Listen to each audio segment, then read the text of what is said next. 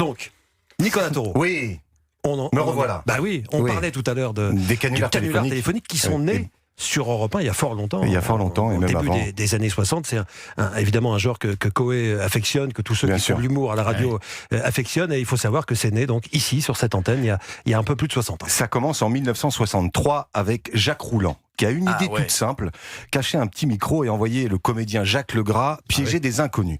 Seul problème, pour passer inaperçu, Jacques Legras n'est pas vraiment le candidat idéal. Il commence déjà à être connu du public. Ses énormes moustaches le trahissent de temps en temps. Donc, dans l'émission Gardez le sourire, il change constamment de rôle. Client, locataire, demandeur d'emploi, pardon. Et ici, il demande à une femme si, dans son entourage, elle a des personnes qui auraient besoin d'un homme de ménage. Sauf qu'au lieu de présenter son CV et d'essayer de la convaincre qu'il est une fée du logis, c'est lui qui pose ses conditions. Si vous entendez parler de quelque chose, n'est-ce pas ? Si vous voulez. Et vous dites à votre cliente, eh bien je connais quelqu'un de très bien qui peut vous faire le ménage, n'est-ce pas ? Moi je veux bien vous mettre en relation avec des gens qui cherchent... C'est ça. Voilà. Seulement vous dites, n'est-ce pas, je veux pas des gros travaux, n'est-ce pas ? Je suis un homme de ménage, je suis pas un homme de peine. Hein.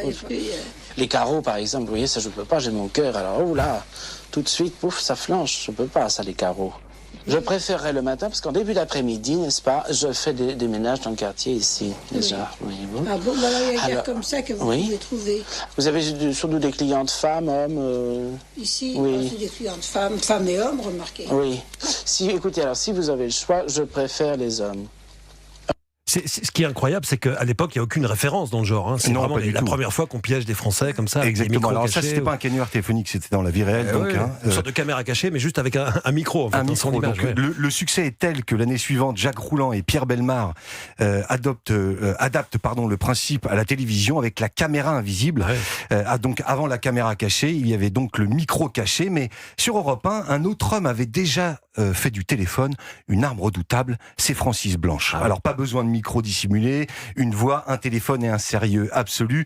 Dans l'extrait que je vous propose, Francis Blanche souhaite se faire appareiller car il a de sérieux problèmes d'audition. Donc il prend rendez-vous dans un magasin qui vend des sonotones. Écoutez. À quelle heure ? Est-ce que vous pouvez être là à 10 heures ?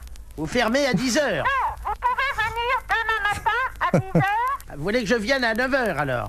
À partir de 9 heures. Avant 9 heures, bon. Non, à partir de 9 heures. Venez vers 10 heures si vous voulez. Vous fermez à quelle heure ? À midi. Bon, alors je peux venir vers midi. Ah non, faut que vous veniez avant pour essayer. À quel endroit ça se trouve ? Rue de Hanovre. Rue de la Motte. Hanovre, H. Rue de la Motte, vous me dites. Non, Hanovre, H. Comme Henri.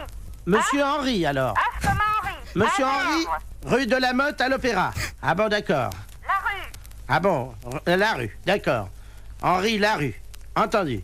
Au revoir madame, bonjour chez vous. Ça marche à tous les coups, ça. Ce qui est incroyable, c'est qu'on a réécouté hier cette archive avec Nicolas Taureau. Ça dure 10 minutes. Hein. Ah oui. Ça dure 10 minutes, il la rend complètement fou.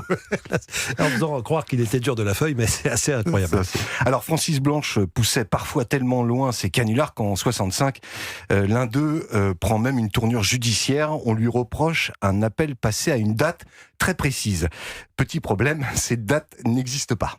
Non, en réalité, c'est un monsieur avec qui j'avais eu un différend qui est maintenant réglé, qui a même été réglé en pièces de 10 et de 20 francs. Et il a cru qu'à la suite de ça, je m'amusais à lui donner des coups de téléphone la nuit. Vous me direz, on ne pas de corriche, évidemment.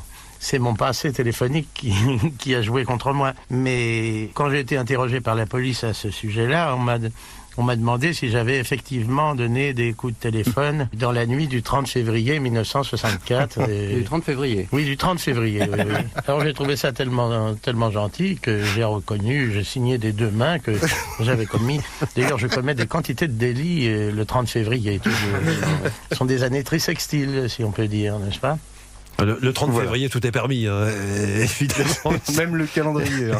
Participer au canular, voilà. Effectivement, Francis Blanche qui a lancé la mode du canular téléphonique, même si peut-être que certains Français le faisaient avant de leur côté.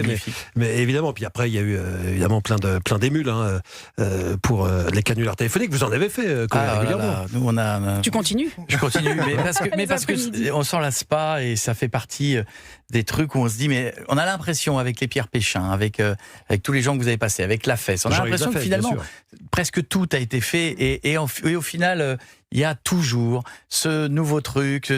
On arrive toujours à trouver quelque chose de nouveau. Je me souviens, il y avait pas longtemps, on avait fait un truc, on avait appelé, je ne sais plus ce qui se passait. Il y avait on disait aux gens, on rentrait dans l'hiver, et on avait appelé une pharmacie. Et, oui. Et j'avais un certain âge, et j'avais dit, Doliprane, je dois prendre du Doliprane 1000. La dame dit oui. Je lui dis quand même, j'en suis à 7. Ça va être long. Et la dame, elle s'arrête, elle dit mais pourquoi 7, il faut encore que j'en prenne 92, 13. Elle nous dit, et donc la dame, elle dit non, mais non.